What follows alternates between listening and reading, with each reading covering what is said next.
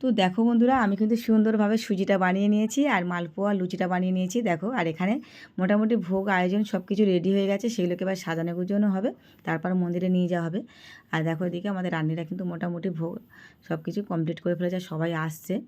আর আগে একবার পুজো হয়ে গেছে, এবার শুধু ভোগ লাগানো হবে। ওদিকে পাঁচমিশালি সবজি, খিচুড়ি, এই হলো পনিরের তরকারি, অনেক কিছু রান্না হয়েছে, কচু শাক, চাটনি, এই হলো বেগুন ভাজা, এখানে হাঁড়িতে রয়েছে পায়েস আর পোলাও, 5 রকমের ভাজা।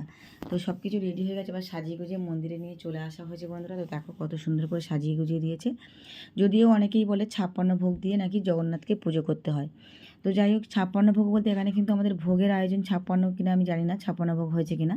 তবে হ্যাঁ, এখানে যে মিষ্টি মিঠাই রয়েছে সব কিছু মিলেমিশে কিন্তু 56 ভোগ হয়ে গেছে, মোটামুটি ফল মিষ্টি আর এই যে ভোগগুলো দিয়ে। আমার তো বেশ ভালো লেগেছে বন্ধুরা। দেখো এই সুন্দর রাধাকৃষ্ণের মূর্তিটা পাথরের, খুব সুন্দর। গত বছরও আমি এসেছিলাম, তবে গত বছরে আমাদের যে পুরোহিত পুজো করেছিল উনি হচ্ছে কি পুরীর পুরোহিত।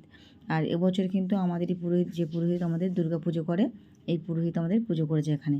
তো দুটো পুজো একেবারে দুই রকম। তোমরা যদি আমার আগের ব্লগ না দেখে থাকো, গত বছরের পুজোর ব্লগটা একটু দেখে নিও বন্ধুরা, আশা করছি ভালো লাগবে। একেবারে পুরীর মতো সিস্টেম করে পুজোটা হয়েছিল। আর এবছর আমাদের এখানকার মতেই পুজোটা করেছে, এটা একটু অন্যরকম। তো দুটো পুজো দুই রকম হয়েছে, আমার দুটো পুজোই ভালো লেগেছে। আর এই যে চলে এসেছি মন্দিরে, হাত মুখ ধুয়ে একটু চলে এলাম, কারণ ভোগ টোগ বানিয়েছি, একটু ঘেমে গেছিলাম।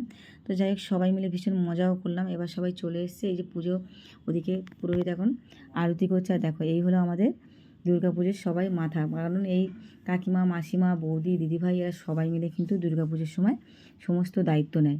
আর আমার তো ভীষণ ভালোও লাগে, কারণ যারা আমাদের বয়োজ্যেষ্ঠা তারা কিন্তু খুব সুন্দরভাবে অনেক কিছু আয়োজনও করে, তাদের থেকে অনেক কিছু শেখার আছে। দেখো কত সুন্দর করে এই আয়োজনগুলো করেছে। আমরা হলে হয়তো পারতাম, কিন্তু এত সুন্দর করে পারতাম না। তো দেখো আমার তো ভীষণ ভালো লেগেছে।